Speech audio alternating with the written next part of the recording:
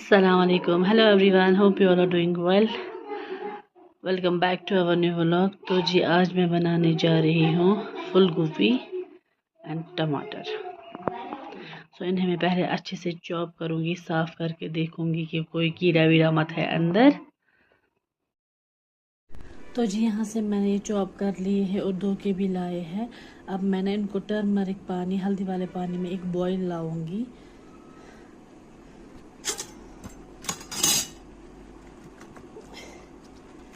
ये देखिए, ये मैंने रखा यहाँ पे हल्दी वाला पानी, ये उबल रहा है। बिस्मिल्लाह। इसको एक उबाल लाना है। इसको मैं पहले एक और दो उबाल लाऊंगी, बाद में हम इसको फ्राई करेंगे। आप मुझे कमेंट करके बताइएगा कि आप ये वाली सब्ज़ी कैसे बनाते हैं। यहाँ से मैंने निकाले हैं ये हल्दी वाले पानी से, और यहाँ पे मैंने रखे टमाटर चॉप करके। यहाँ पे हमारा प्रेशर रेडी। अब हम बनाएंगे फूल गोभी की सब्ज़ी। मगर सब्ज़ी बनाने से पहले ना मैं पीऊँगी 10 बजे वाली लिप्टन चाय। उससे पहले मैं अपने लिए बर्गर खानी जो है गरम करूँगी। तो जी चाय हमारी हो चुकी है अल्हम्दुलिल्लाह। अब मैंने लगाया है इंडक्शन प्रेशर कुकर। इसमें डालेंगे अब ऑयल। आप अपने अंदाज से लीजिएगा आप कितना खाते हैं। बिस्मिल्लाह।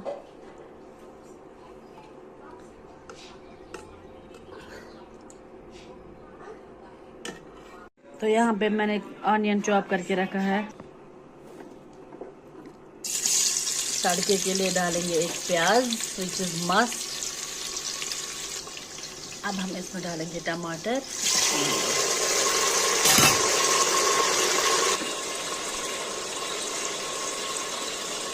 नमक ऐड करेंगे।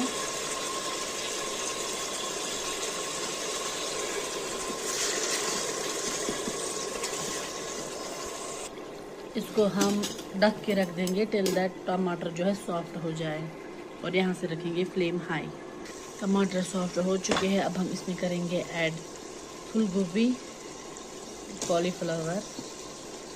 अब इनको खूब सारा फ्राई करना है।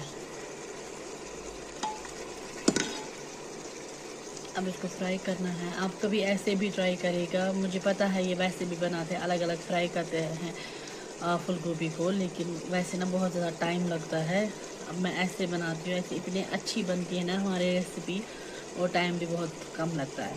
आप कभी करेगा ऐसे ट्राई। लेकिन फ्राइंग जो होता है ना, फ्राइंग प्रोसेस वो हमें ज़्यादा रखना है।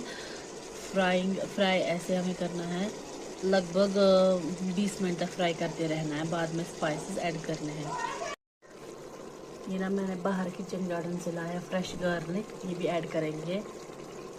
फ्राई हो रहे हैं।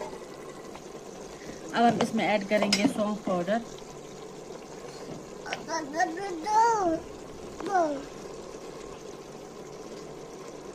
हल्दी पाउडर,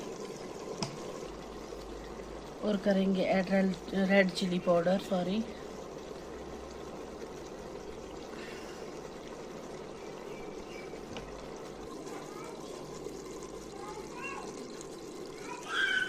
फ्राई करना है और भी थोड़ी देर।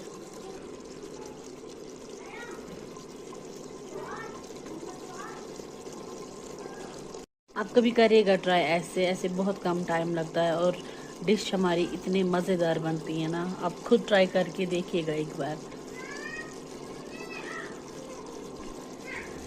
मेरे हस्बैंड ना वो बड़े बड़े नहीं खाते हैं, उन्हें छोटे छोटे ही पसंद है। इसलिए मैं इनको छोटा छोटा चॉप करती हूँ। जब मैं इनको चॉप करती हूँ तो उन्हें मतलब चाहे वो बैंगन हो, फूल गोभी हो, जो भी हो, उन्हें छोटा छोटा खाना अच्छा लगता है, एकदम बड़ा वाला नहीं हो, क्योंकि वो फ्राई भी अच्छे से नहीं होता है। अब हम यहाँ पे डालेंगे थोड़ा सा पानी। ज़रूरत नहीं थी वैसे, लेकिन स्पाइसेस मिक्स करने के लिए थोड़ा सा पानी डालेंगे। यहाँ पे मैंने लिया है गिलास में थोड़ा सा पानी, बस। अब इसको एक दो उबाल लाने हैं।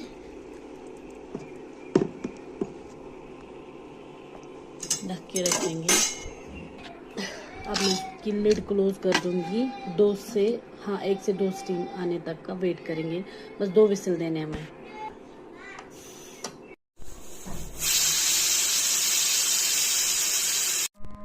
दो स्टीम के बाद हम चेक करेंगे। वाह माशाल्लाह, देखिए कितना अच्छा कलर आया है।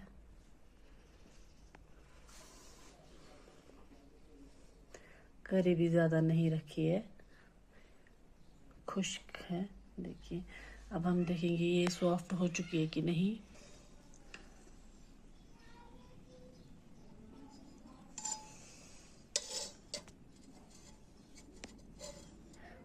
सॉफ्ट भी हो चुकी है और नमक भी बराबर है। बहुत अच्छी बनी है, आप ट्राई करिएगा कभी ऐसे। यहाँ पे हो रही है चेरी पिकिंग, चेरी उतार रहे हैं। हमारे किचन गार्डन में है ये चेरी का पेड़। मैं दिखाती हूँ आपको जूम करके चेरी, देखे माशाल्लाह।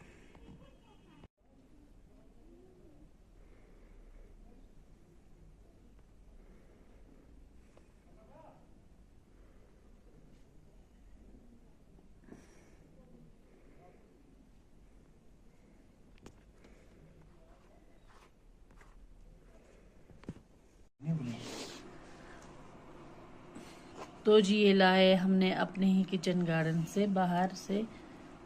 तो चले खाते हैं, आप भी एक खाइएगा।